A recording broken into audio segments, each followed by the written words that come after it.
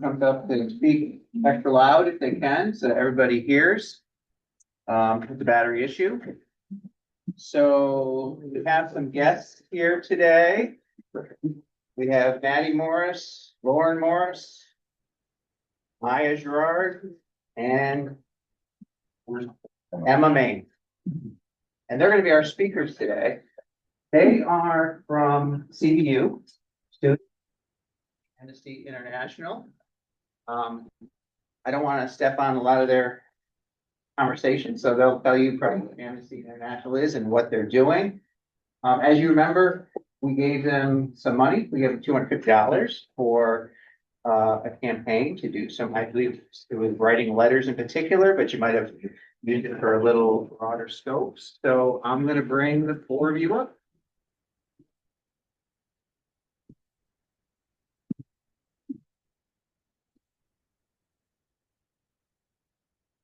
Good morning. My name is Maddie Morris, and we're just going to start with introduction and then also why we are part of Amnesty International.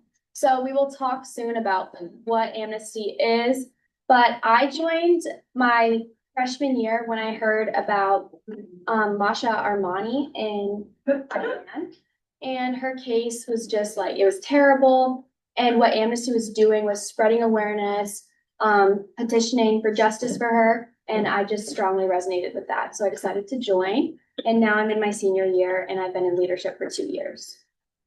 My name is Lauren Morris. I joined in my sophomore year. And I joined Amnesty because it makes me aware about things that are going on in the world. And I love learning about different cultures. And I think it's very important to fight to make sure every culture still has faith, I guess. And I'm Maya. I'm another leader of the Amnesty International chapter at CVU. I joined my sophomore year, I believe, and I was really called to join because I had heard that a case that the chapter had been working on had recently it was a woman named Yasmin Ariani, and she had been freed through a lot of the help and through a lot of the letter writing and petitioning that our club specifically, she was one of our special focus cases a few years back, and she was freed, and that really inspired me and showed me that we could here in Vermont make global change. I'm Emma. I am also senior, and I joined my freshman year when we were choosing clubs, and I was just reading the descriptions, and I was like, that sounds amazing, defending human rights. I would love that, and I mean I'm still here, so I just love every year that we're able to actually feel like we're able to make a difference. And I think sometimes I'm surrounded by news, and I feel like I feel a little helpless, but doing this I'm able to actually feel like I'm able to make change. So yeah. all right, so what is Amnesty International? We are a nonpartisan global organization. We have over 10 million participants. We campaign all around the world for human rights, and we fight for systemic change, not direct aid. So we do a lot of letter writing to governments and also to specific focus cases. And our club educates campaigns for human rights, and we are just one chapter, but there's hundreds in the US and also more in the rest of the world. Yeah, so we're ready for the next slide. And also our club is 20 years running. So we're very old as a club, as a chapter, and we have been recognized by the Amnesty International leadership as very impactful. So we are here today because you all very generously gave us $250 for our Right for Rights campaign, which our slogan for it is write a letter, get a waffle. So there's a little bit of bribery involved. If you come up to our table in the middle of the hallways at school, we'll give you a waffle if you write a letter. And this year there was 8 special focus cases, which we will go more in depth on in a moment.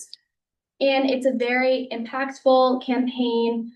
people do it from all around the world. Thousands of letters go out to each of these people and their governments. And your grant is very important because normally we fund it ourselves. So we buy stamps and supplies. So it's super helpful to have some donations.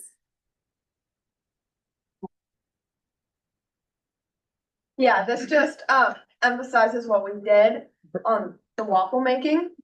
But what we also additionally used the money for was we were able to attend Amnesty's Northeast Regional Conference. So as a club, we traveled to Boston with actually the principal of our whole school. And we attended the Northeast Regional Conference, and that was really, really impactful to our club. It had we had stopped attending after COVID, but this was the first year we were able to get that tradition up and running again and drive down to Boston. We attended the conference. We were the only high school chapter in attendance, and we were able to get inspiration for new action. We were able to network a bunch. We're in contact with a lot of new people now. So it was really, really impactful and essential to moving our club forward. Yeah. And then here are some photos of all of us at the conference. Yeah, and the conference, so we learned about different ways to be activists. We had ideas for how to run our club. And then we also learned about specific issues, specifically alligator Alcatraz and the situation in Gaza. So it was also education for us. So I think we already kind of went over this, but Right for Rights is where Amnesty gives us, it's normally 8 to 10 cases. And then from all over the world, and then our club and our club members, we choose which ones we want to focus on. And then there are specific human rights cases from climate change to freedom of speech, and also to protecting safety and sanitation, sorry. Yeah. And every chapter in Amnesty does it, and everyone chooses slightly different cases. And then we just advocate for them. When you write a letter, you get a waffle, and we also bring some toppings, and it's probably our biggest action that we have at CVU. And then this is an example of a Right for Right success.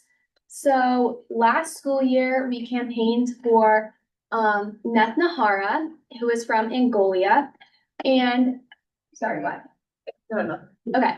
And she was arrested by the Angolan government for her activism. She spreads awareness for women's rights and education, and then she also talks about living with HIV.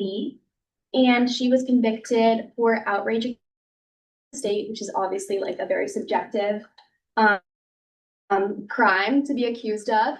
And she was imprisoned. She was released on January 1st of 2025 after Amnesty had a very strong campaign for her. And yeah, she was part of Right for Rights. And we sent thousands of letters to Angola and Angolan embassies. And it just gives us hope that what we do actually matters. There's actual impact and people are freed.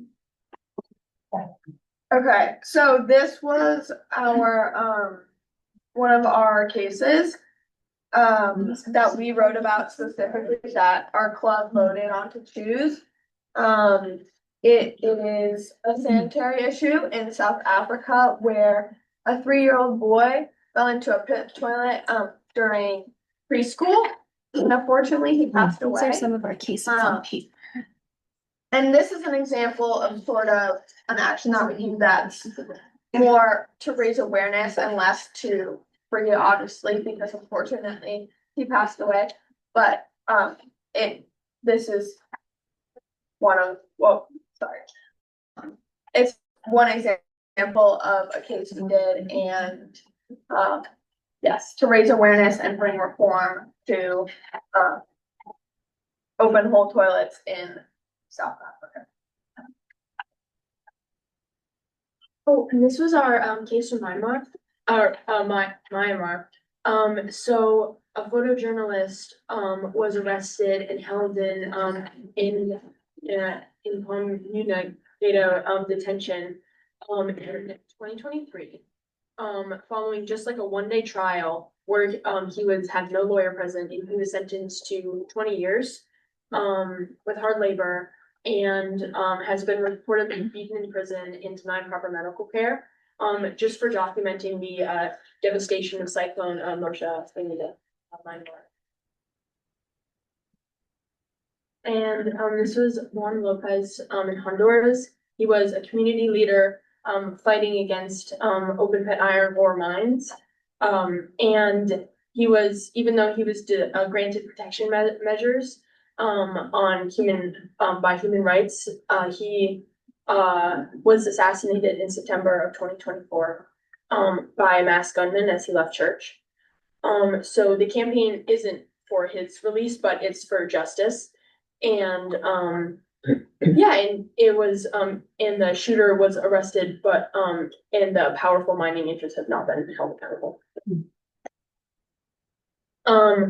This was, the Ecuador case. So there was a group of girls and young women, who sued the government, to stop gas flaring, and, they won their court case in 2021, but the government has refused to shut down the flares. And so instead, these girls face stigma and death threats. So we are, standing by them and, supporting them.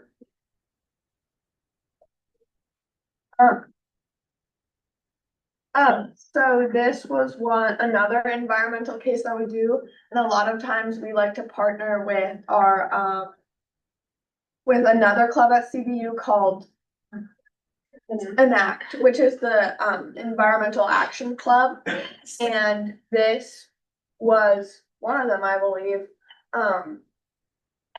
These were jailed environmental defenders in Cambodia, and it was an award-winning youth activist group, much like ours, has exposed corruption in sand dredging and river pollution in Cambodia.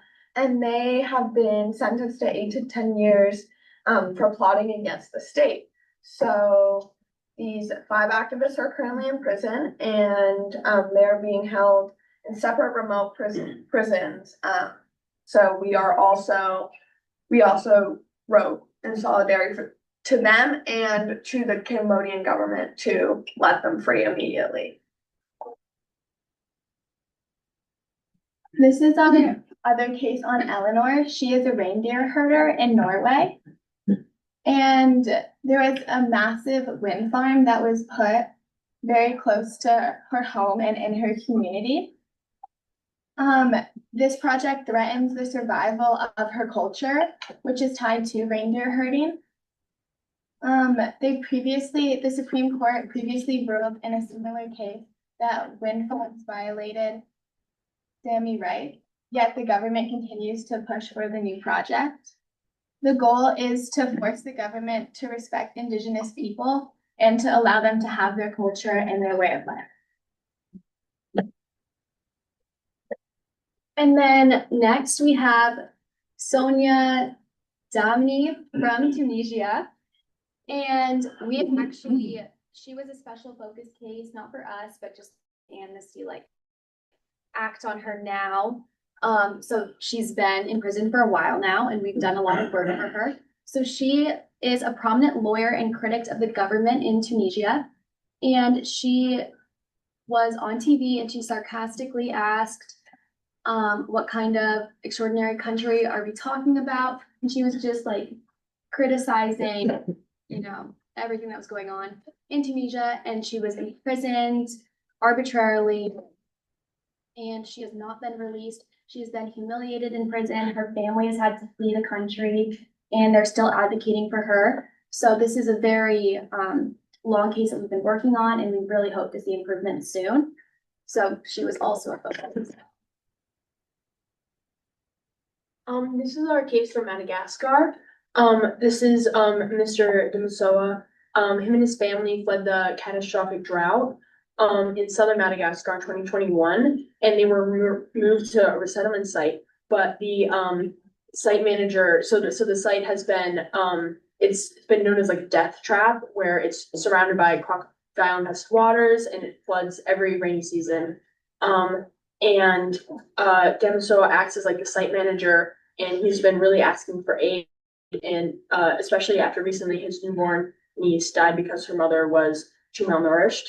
And he has been consistently ignored by the government. And so we were writing letters in support for him, and just to make the government more aware and put more pressure on them to change and improve these conditions.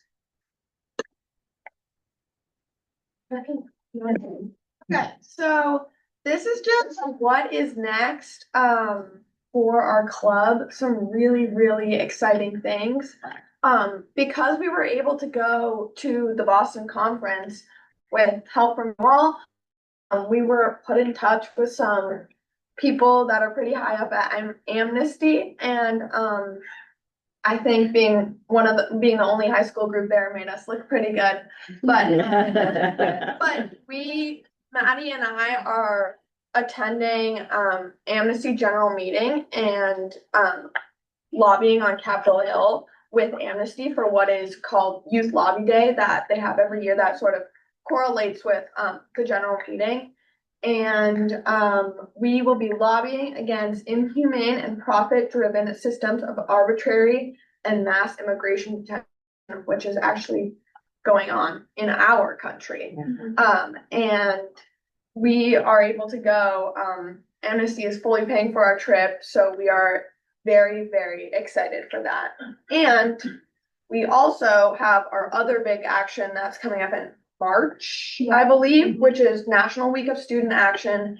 Amnesty puts out a topic for all of the youth that is part of Amnesty, and we all do the same actions for the same cases. So that's another really big campaign. Yes. All right, and somehow we lost a slide, but so in all from our Right for Rights campaign, we have sent over 250 letters to a bunch of different governments, people, and special focus cases. So we're super proud of that. And normally when we get grants from the Rotary, we work with Rotarians, but since this was an at-school project, that wasn't possible. So we would love to give you all a moment to participate today. So this is a QR code for a petition about, so right now in the House and the Senate, they are talking about a funding bill about ICE. So we're trying to encourage people to not vote for that because ICE has been doing some very terrible things recently, and we do not want them to get funding. So that's something Amnesty is calling for. And then we did this yesterday in our club. This is a link to call your representatives. And there's a phone number, and then when you call the phone number, an Amnesty person talks you through. It's an automated message about exactly what you're going to talk about, how you can do it, etc. And so you can call and like make an instant impact. I called Becca Ballin. She did not answer, but it's okay. And I did, and I was put in touch with a real person immediately, and I felt great making that call. It felt really good to do that. So I think you'd all appreciate how much trouble we were having trying to get the extension out of the building. Yeah. Using the school phones. it was, yes. Yeah. And then the biggest way you all can help our club is to write letters. So I actually have a postcard. All we would need is signatures. This is to Christine now. Well, some of them are to know, the other half are about the texting freedom of press in the United States. Because people are saying pretty terrible things about reporters. I wonder who. Among others. So no one has to do this, but if you're interested, feel free. And then we will send them out.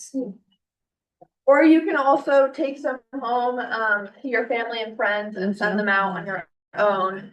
Either way, it's making the same impact. Yeah, so we are beyond grateful for the grant you all gave us. It has allowed us to do a ton of amazing things. And it has really helped us inspire the underclassmen in our club about what we can accomplish, and how far we can go with Amnesty. So we are beyond grateful, and thank you for your time Yeah, today. thank you so much.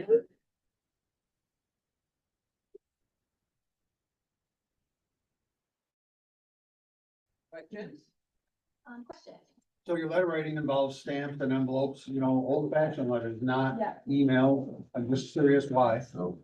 Yeah. It makes more of an impact because we combine all of these letters that we send, we'll send them to like, recommend like an amnesty headquarters, and then they send all of those letters out to the governments. And it's thousands and thousands of letters, so it really puts a lot more pressure on them. Because, especially because they're handwritten, because it took the time, to do it, and more than an online email application. Where we have some of those, but these is just the sheer math of the numbers that will make the change, and so that's why we do them on paper. Thank you. So in the pictures that you showed, I didn't see any young men. How come there are no young men in your club, guys? Well, We're too old. anyone's welcome. This semester, we actually had a one boy join, and we, in the past, like, we had, do we not have Charlie come to us to the Boston conference? No, but, we have usually at least one boy in the club. He didn't choose to come with us to the Boston conference. How many members are there? We have like just one, no, we have like 20. One is 20, about a little more.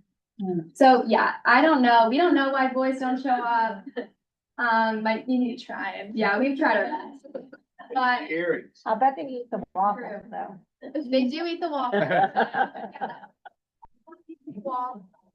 I'd just like to comment on these postcards. That instead of sending a postcard, you take it home and you write a letter and put it in your own words. You'll have about 10 times the impact that a mass mail postcard would. And it really does have an impact. And sometimes you think not. You get in a little group of people and you're all writing letters and you think, what's the point of it? And then all of a sudden you find out that somebody's been released, or that they've stopped in action. It really does things. That's exactly why I love Right for Rights. Is now we have such a big incentive, like a waffle piled high with toppings, but it's for, you know, a full page handwritten letter that we do send out, and that's really great. Yes. I first want to say kudos to you for all the work you're doing. It's great. I also have a question for you though. Rotary International has a program called Interact, and it's suggested for people ages 12 to 18. We're thinking about starting one of those in our club, and we're thinking the middle school just because of the proximity. And the hope would be that as those people get to high school, it continues that CVU. But some of the clubs you've mentioned seem to have some cross missions. Do clubs at CVU work together at all when they have shared missions? Yeah, all the time. Yeah. All the time. Like there's always kind of like a table. We have like a main kind of like entranceway, and there's like, I feel like all the time there's a table from one club, and then they partnered with another club to do something. So I know we partnered with ENACT, the environmental, and then we also have like the environmental action, and then we also have like social justice one. And so there's a lot of and like racial alliance committee. So there's just a lot of cross pollination. This we usually do Valentine's Day actions at Amnesty that are in support of LGBTQ rights around the globe, and oftentimes we partner with the LGBTQ Justice Committee at CVU for that day. There's a question online, also. No, go ahead. Leslie, you wanna go ahead? Oh, thank you. Good morning, ladies. Thank you so much for being here, and thank you for all of your efforts. I'm so inspired by you and really, really proud of you. So I did put it in the chat, asking someone to give me a couple of cards or save a couple for me. But also we would love to encourage you to come to some of the demonstrations in the area. There happens to be one this Saturday from 12 to 1 at Maple Tree Place and Route 2 from 12 to 1, if I didn't say that already. So we'd love to have some young blood, as opposed to those of us with very, very light colored hair. So anyway, you're welcome to come and join us. We'd love to have you. Thank you for being here again. Thank you, yeah. This is not a question because I don't ask enough. But you guys all remember the story I told about being detained in Ethiopia. And the reason that we got out was because people knew that we were there and said that they knew that we were there. And these Amnesty International campaigns are tremendously important because what they do is they constantly remind these governments, we know these people are there, we know you have them, and we're not going to let that go unremarked. And it continues to constantly over years. Amnesty International puts pressure on the government, and it's the sustained efforts that make a difference. And people who have been effectively disappeared are not allowed to disappear, and that's you can't calculate how important that is. And Amnesty over the years, when I was in high school, I was also in Amnesty International, and the work they've done over the years has been amazing, like really amazing. And obviously, it's sort of a synergy of all different groups and different situations helping to get people out. But Amnesty International traditionally has been a huge part of that and very effective. I think it's important to know that Amnesty International is all over the world. Yeah. Because when we lived in Oxford, England, my daughter was a member of that, and so I'm very interested. It's very cool. It's very cool. Here, we often aren't in contact with many other chapters. In fact, as we learned from the Boston conference, we're actually quite isolated here in Vermont. I think we're the only active chapter in Vermont. There used to be like an adult volunteer chapter that has gone on active, and all the universities don't really have an active chapter in Vermont, so we're out there representing Vermont. Good for you guys. Establishing one when you move on to college. Hopefully, Yeah, I know we've had members in the past establish them at their If If any individuals want to make a donation to help with your stamps, conferences, things like that, what's the best way to do that? Like through the school, or do you Venmo, or what do you recommend? Probably through Venmo, I would say. So like, ACLU check. yeah, and then we'll share it with we have like an Amnesty account. Oh, that'd be great. So Yeah, if you could share that with us. Yeah. Really Yeah, that'd nice. be great. Will, Thank that you. would be wonderful. Thank Yeah, you. to get in- Yeah.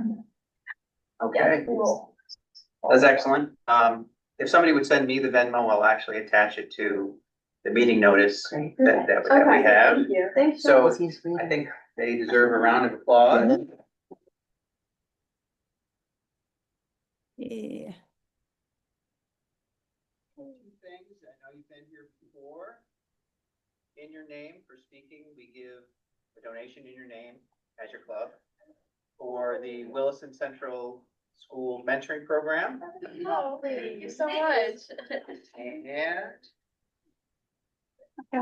we have a raffle that we do here for members, so if somebody could pick it and read out the last three numbers.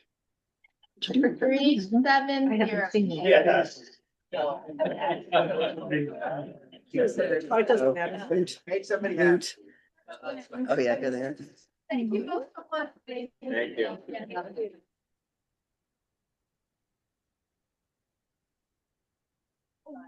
you so much. Oh, yeah. And then. It's always so great that you guys join us, and hopefully you can tell your group. Hello. And hopefully you tell your group about us, and maybe they can speak to us next year, Yeah, we will. because you guys are all seniors. But you have a couple people left. So I'm gonna bring up Rick Dwyer. He's gonna talk about our Toys for Kids campaign. So I had a 30-minute presentation planned, but I was told I can only do it in 2 minutes, so I'm gonna talk really fast. The Toys for Kids program this year was very successful. We partnered with the Marine Corps League. I have some numbers for the overall program I wanted to share. There were over 2,000 families served by the program, and that included 4,000 children. They subcategory of teens, there were a little over 1,500 teens, and they define that 13 to 17-year-old children. So had a pretty big impact statewide. They also accepted, in addition to toys, accepted monetary donations, and they were just shy of $30,000 in monetary donations statewide. So good year for the overall program. Locally, our club contributed a lot. In fact, we beat our numbers from last year. Last year, and these numbers are, I'm talking about bags, number of bags collected. So it's not a very precise way, but it's the only real way I have of measuring how we do over the course of the season. So last year we collected 47 bags, and these are mostly big bags. So 47 bags of new toys. This year we did 73 bags. Wow. Big increase there. We had a couple new locations which helped. Jersey Mike's was one, ice facility was another. They contributed 6 bags, I think. Doesn't make up. And Leslie was the one that helped with that site. So she's familiar with ice operations. So anyway, it was a great program, and we look forward to continuing in the future, working with the Marine Corps League and helping provide children with some new toys for the Christmas season. I'm wondering if you can put one of them in the school area. That, of all our barrels, we had one at Williston Central School. That was the only one that didn't get any toys. Really? We didn't even What get. about if we did it at the high school? It's not in Williston, but maybe another club. We can explore that. If you run a toy drive and we get a decent amount of donations from toys for kids from CVU. Okay, they already have. Hey there. So there you go. Generosity of Williston. It's great. So I'm gonna have Jen come up. Morning, Jen. All right. Thank you, Ben. Thank you. That was a great way to start off this morning. I really appreciate what you shared with us. This is far less interesting. I want to catch you up briefly on how we've been collecting the volunteer hours that you people give to our community. And we've been doing this now in a different way. Andy, if you'll hold up the book over there. Some people told me they haven't signed up because they didn't know where the book is. It's on a separate table over there that you can sign up every week. Don't get too worried about how you sign in your hours now, because we're going to change it we're going to finish the way we're doing it this year until the end of our calendar year for Rotary. So we'll do it that same way in that book through June. And I have calculated our hours again for you. And you know, we do this, I'm not going to go into a lot about why we do it. We do it because it's important to know, you know, our service hours, the value of our volunteer work. And international likes to know the hours. I don't know when they ever pick them up. I don't know if that's ever been relayed on to them. I don't know how that's done, but I know that I've read a lot about it, what other clubs do, and they track their hours. And it just shows our communities, what we contribute to the community, and it helps us tremendously in fundraising. So for July through December, the Rotary team hours, and that was like you're going to a committee meeting. Not this meeting. We don't count this as if you didn't do this, you wouldn't have Rotary at all. So we don't count that meeting. But the work you do on your committees and all that time, only 13 people reported about that for 29.5 hours, 129 and a half hours. We know that's incredibly low. For the event hours, which is like the egg hunt or the Halloween event, the parade, 50 people reported 117 hours. Again, I know from watching around and all, that's very low. We had only one officer who reported separate hours, and I actually had reporting only 3 months. And if you're an officer, you're doing a lot more. So it's also good for recruiting. You can tell people about how much time you're going to have to spend on something. And that report was 69, almost 70 hours for just 3 months extra that you're doing if you're an officer and putting in all the extra time. So those were our hours. Oh, and then the final one is the 20 people reported that the volunteer stuff we do with our organizations, Age Well, Wood for Good, all that stuff, that came in at 495 hours. And again, I know that's very, very low for what we do.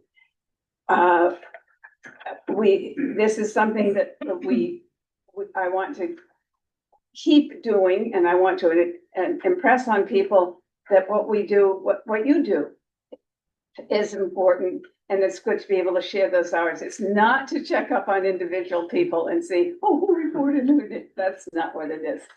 So in the summer, when we start a new year, we're going to try, we talked a little bit about going to a, this is going to hurt your ears, going to an app, and there are apps to do this kind of thing. Our response from talking casually with individual members was that that's not going to work. You're not going to do it. And we were told by several people that they would not do it. So we're in July, we will start again with a hand recording, but we'll probably collect it only once a month, and we'll do it on something like this, an individual card, and you put your month hours down. You all know if you're volunteering or you're doing committee work, you know what you're doing. You can figure out the month very easily. And on the back, there will be a little cheat sheet for what you can put in each column, samples of what you're doing. This is not a finalized card, but if you want to look at it, see me afterward. I just want you to think about it. And the biggest thing is we'll need somebody to take over this. It'll need somebody to calculate it, I don't do spreadsheets, but I think a spreadsheet can be designed very quickly to figure this all out. I don't know how much time I do spend on it, but I stupidly wait for 6 months, and you don't want to collect 6 months at a time. To sort of get the totals. So somebody in this club should be thinking about being the leader and the collector of this information as we go forward. I will continue to do it through June because I'm used to this sheet that we've been using that hasn't, the sheet isn't especially friendly. I understand why some people look at it and say, I don't know where to put down what on this sheet. I tell you, when I'm calculating it, I can figure out if you put it in the right column or wrong column, and I can calculate it in the correct column. So I wouldn't worry about that. What I would encourage you all for the next 5 months, sign in on that sheet. Let us know, and know that we're going to be doing it in a better, more efficient manner come July. But get used to thinking about what you give to your community and how important that is to the people in the community. And just get in the habit, and then when we change systems, which we hope will be more user-friendly in July, you'll be more used to doing it. Yes? Did you want to mention how we display this to the community? Why is it important? Well, was I just talking to myself? I mean, I said, it's for the community, and we use it for fundraising, and we use that on that paper. By the numbers sheet. By the numbers, the hours we give to the community, and we put it in letters when we do fundraising or writing to people. We take a number, I think, what's the number on it this year? 1,250 plus. Yeah, and if I do the two things together, we reported about 900 some hours. I actually have it, but it's not important. It was under, but if I extrapolate that, only 21 people reported in all of this year. So I can add, without misrepresenting what we do, we can add hours onto that, but I'd like us to be more accurate about it and actually know the hours that we're adding. So I just want you all to really believe that this happens on that number sheet, and we want it to be a correct number. And those of you who work in HR or do anything like that, you know, in businesses where this matters, or if you're a business person, you know what it means when you give something to a community as a business person. So it's just, it's important, and we would be more efficient about it. And my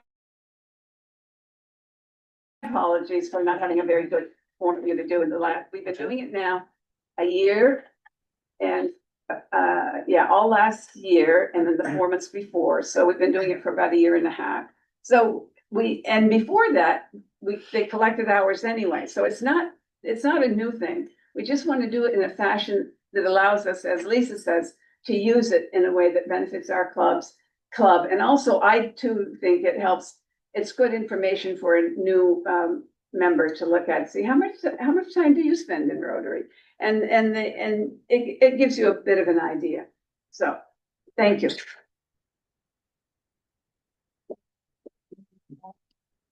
Quick reminder, there is a sign up sheet. Guys, hello? There's a sign up sheet in the back for bagels and coffee and cleanup. We don't have anybody signed up in the cleanup column. Oh. So please sign up if you're doing it. I think we have the next 2 weeks covered for bagels and for coffee. Do sign up for cleanup. I'm gonna bring up Chris. Thank you all. And thank you. Thank you.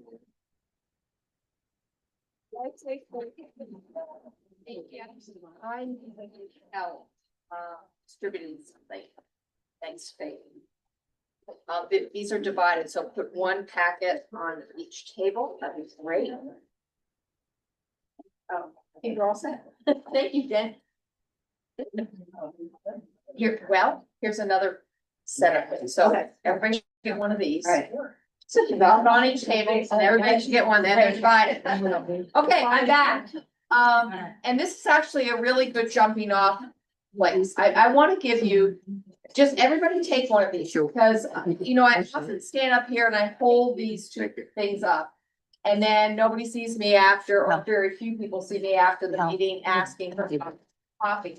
So I'm handing this to you, and I'd like to explain it. A lot of work went into these documents. Thank you, Susan, Tay, for all of your work, and Lisa for updating these.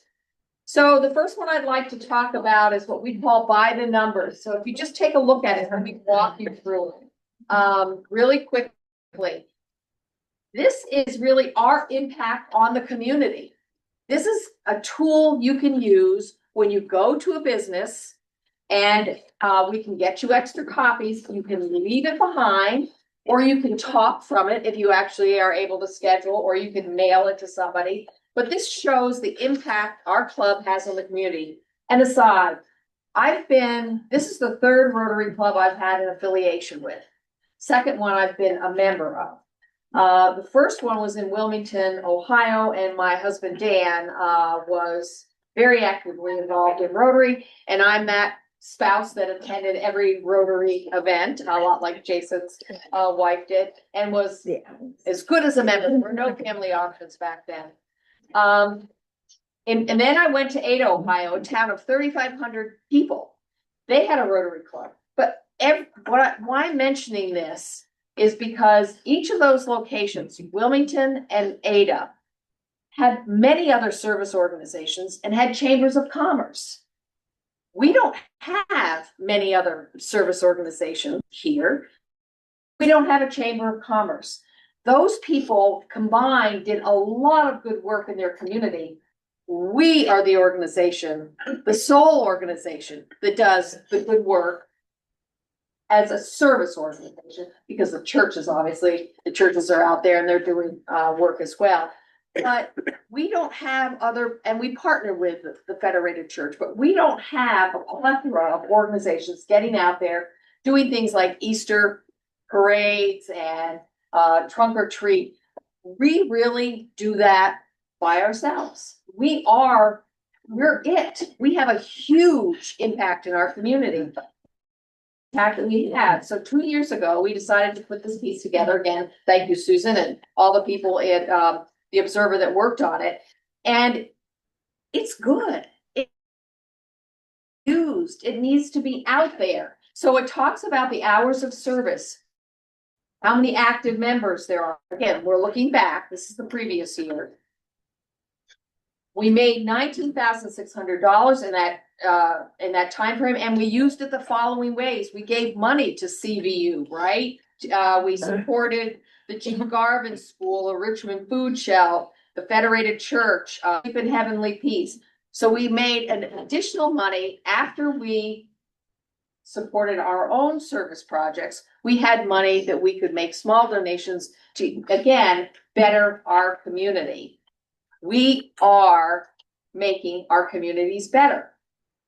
And we're present not just in Williston, in Williston, but also Richmond and St. George. So these are the way that happens. We give educational scholarships, we give youth scholarships, and then we have all of these other things. We're public facing. This is what we do. We are really, really important in this community. And this is a piece that you need to use. So again, you can keep it with you. You can use it as something to talk about. I have additional copies. I don't want to make tons of copies and then have to throw them out at the end of the year. So I'm happy to make copies for you. You can make your own copies. It is on Club Runner. Marty found it last night. Somebody helped you do it. But it is on Club Runner. You can get it and you can print it. Just need to have color copy here.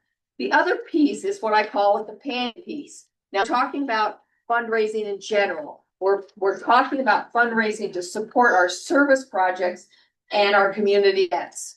So not a specific event, but all the things that we do, again, make us. So this was updated this year, and in bold, it says our Williston-Richmond Rotary Club is dedicated to serving the communities of Williston, Richmond, and St. George. Contribution helps us to achieve our goals. So it lists sponsorship levels, and it lists the benefits that you get if you contribute. You get, for $100, this is how we will list you as a sponsor. In our annual full page thank you to our Williston Observer, and you'll get a certificate of recognition suitable for display at your business. So you can read through these, but these are two really, really important pieces. And I know I've gone over, but this is important, folks. We have tools. We need you to reach out. And again, if you're not comfortable with that, let us know. And one of us on the fundraising committee happy to do that part. Good question, Chris. Yeah, I know that we're constantly editing and amending this.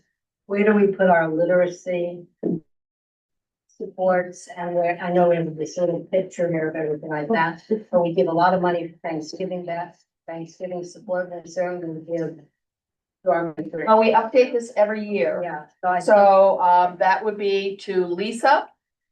She's the head of public image. Is that what it's called? Yes, if there's something that's not, and it looks different, it should look different every year. Exactly. Right. Yeah. And this again is why what Jen was talking about is so really critically important, because we do have a big impact. We have a huge impact. Nobody else is doing these things. So let us know what your hours are. Let us know how we can help you reach out to area businesses, because without your help, this list is going to be really short next year, and the funds are going to not be there to support things like literacy programs and scholarship programs. And for those of you, I know some of you are out there reaching out. I really appreciate your work. Thank you. When is it still snowing? When is it snowing again? Well, when the temperature, the dew point. Oh, my goodness. Love each other very much. Yes. No. What